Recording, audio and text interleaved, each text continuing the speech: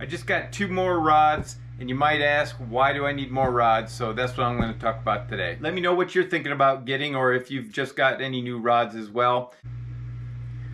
The first rod is the Daiwa, or Daiwa, depending on how you want to pronounce it, Master Tenkara long level line 36. You can see it's a long collapsed length, so it's not something you really want to go bushwhacking with. It does fit in one of the long ultralight tubes that I talked about previously from Tenkara Bum, so if I did take it anywhere, I would have it in that for protection. But the reason I got this rod, I have a couple other 36s or 360s, the Wasabi being one of them, and a Fujiru 5.5 flex in the 360. All of them are, both of those are fantastic rods. This one's obviously a little bit different with fewer joints or fewer sections to it, and some of the technology that they put into the joints. It's super smooth casting. I'm going to put links in the description to the description from Tenkara Bum, as well as the review done by Dr. Davis and Teton Tenkara. Both of them say that, we're saying that this is a fantastic rod and one of Tom's favorites. And so I figured I just had to have it.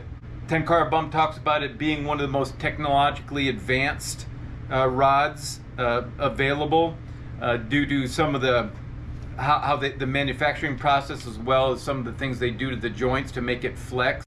It's got a very comfortable grip, nice cork, kind of a double camel hump, if you will, or gourd, so you can grab it comfortably in a couple different places.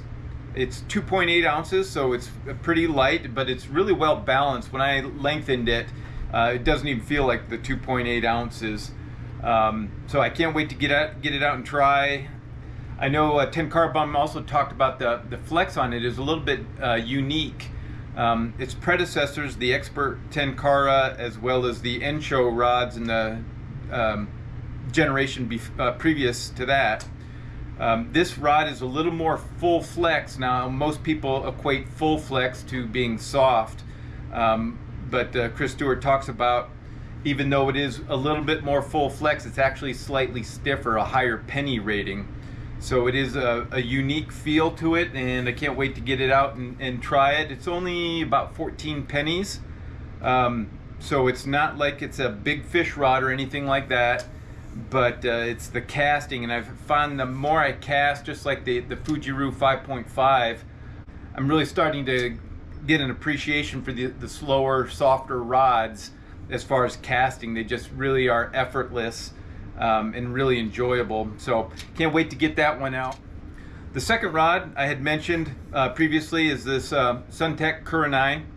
This is the HM54R, and I have the 30, 39, 33, 39, and 45 already, as well as the Prospect 33.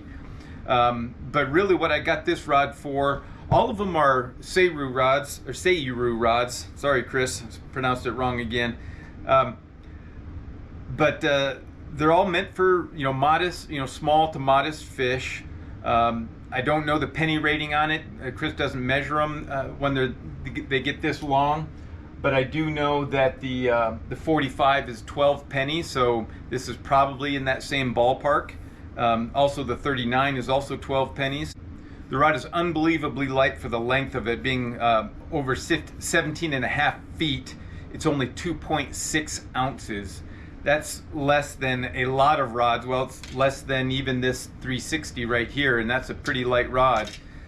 So it's just incredible. They have, what I like about the Kurenai family of rods is they have just an insanely thin tip section. That's it's 0.5 millimeter. Thickness, and the tip sections are the same on all of these rods.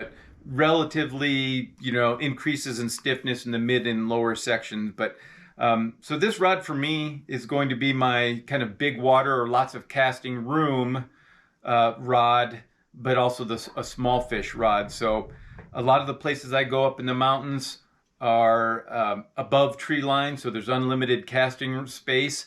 but a lot of the lakes have small fish in them, or some of the streams might have small fish in them, but they're crystal clear, and you want to be as far away as you can in order to prevent spooking them. So that's kind of where I envision using this. I'll be able to use it, I'm sure, as a one-handed rod, even though it's 17.5. I use my Sawanabori 53, which is just slightly shorter than this and much heavier at 3.2 ounces. I use that as a one-handed rod when, you know, most of the time. But anyways, those are the two rods that I bought recently. I've got another one on the way. If you want to hear about any of the other rods that I have on the shelf in more detail than what I went through in part 3 of my Choosing a Rod series, just let me know in the comments section, and I'd be happy to do a little spotlight on some of the other rods. Until then, we'll talk to you later, and go Rams!